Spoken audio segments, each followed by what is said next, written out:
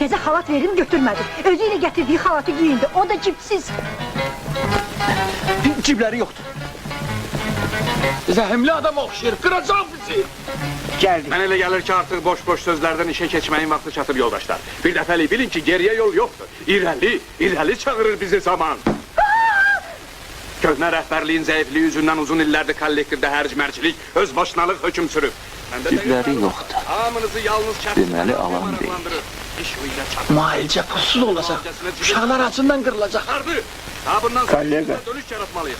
Qabaqlar da cipsiz xalat olur. Dədə babadan görməmişəm ayol. Stəkananı döndərmişsiniz kolxoz bazarına.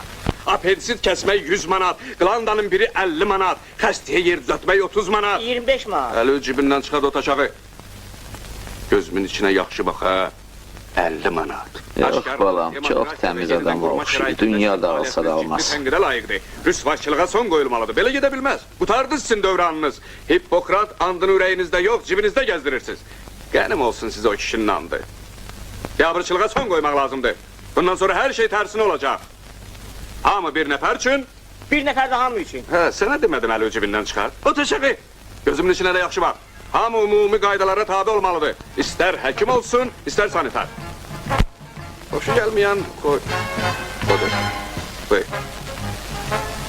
Halatı tərs geymişəm, siz də demirsiniz. Hayır.